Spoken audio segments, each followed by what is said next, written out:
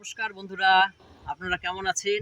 আশা করি ভালোই আছেন। জীবন কাহিনী চ্যানেলের পক্ষ থেকে অসংখ্য ধন্যবাদ, ভালোবাসা এবং প্রণাম জানাই। তো অনেকদিন পরেই আমরা একটা বড় ভিডিও করছি। তো আজকে এই বড় ভিডিওটার একটা নাম আমরা দিয়েছি বৃদ্ধাশ্রম।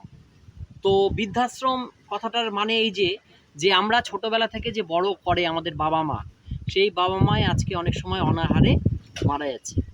তো দেখছে না, দেখার লোক নেই, রাস্তাঘাটে ঘুরে বেড়াচ্ছে, বৃদ্ধাশ্রমে রেখে আসছে অনাহারে। যে বাবা মা আমাদের কোলে পিঠে হয়তো মানুষ করেছিল, ঠিক আছে, তো সেই বাবা মাই আজকে অনাহারে না খেয়ে হয়তো বাড়ির আবর্জনা হিসাবে হয়তো বাইরের হয়তো কুকুর বিড়ালের মতো রাখছে। কিন্তু যে বাবা মা আমাদের জন্ম দিয়েছিল, সেই বাবা মার কথা ভাবা উচিত যে এরা কষ্ট করে না খেয়ে হয়তো আমাদের মুখে অন্ন তুলে দিয়েছিল, বা টাকা পয়সা খরচা করে বড় করেছে, চাকরি বাকরি করেছে, কারো ব্যবসা করে দিয়েছে। এবার যেই ছেলে মেয়েটা বড় হলো, সঙ্গে সঙ্গে নিজের স্বার্থ বুঝে সঙ্গে সঙ্গে সে নিজের বিয়ে করে নিজের সংসারের মধ্যে ঢুকে গেল।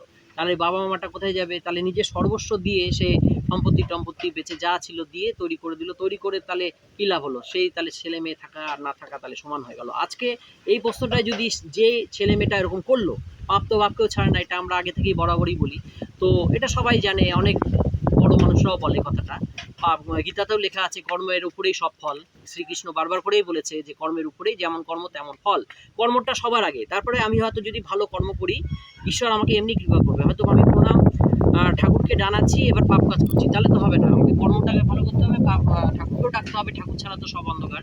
এইবার আলটিমেটলি যখন তার ছেলে মেয়েটা যখন এরকম দেখলো না, তার ছেলে মেয়ে আবার তাকেও দেখবে না, সেমভাবে ওইভাবে কিন্তু কষ্ট পেতে বাধ্য। এটা তো একটা বিধাতার লেখা, যে যেরকম কর্ম করবে তার ফল সে পাবে। তো যাই হোক, এইটুকুই ভিডিওতে বলা যে বাবা মাকে আমাদেরকে দেখতে হবে, যত্ন নিতে হবে, সেবা করতে হবে। তারা যেরকম পরিশ্রম আমাদের করেছে, তাদের ঋণ তো শোধ করা যাবে না।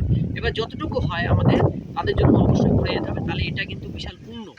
এবং আমি মনে করি, বা অনেকেই বলেছে, গানেও লেখা আছে যে বাবা মাকে যদি সেবা না করা যায়, হয় না খুশি ভগবানকে ডেকেও লাভ নেই। আমার হয়তো বাবা মা যখন মারা গেল, তখন দুনিয়ার অনুষ্ঠান করে লোককে খাওয়ানো, সেটা লাভ নেই। বেঁচে থাকতে যদি না খাওয়ানো যায়, তাহলে সেইটা কিন্তু কোনো লাভ কিচ্ছু হবে না। তো যাই হোক, একটা গান আগে আমরা করেছিলাম, গান দিয়ে এপিসোডটা এখানেই শেষ করতে চাচ্ছি। তো গানটা হচ্ছে এটাই, তুমি যতই যাও না মন্দির মসজিদ, যতই করো গঙ্গা স্নান, বাবা মাকে না বাসিলে ভালো, হয় না খুশি ভগবান। বাবা মাকে না বাসিলে ভালো, হয় না খুশি ভগবান।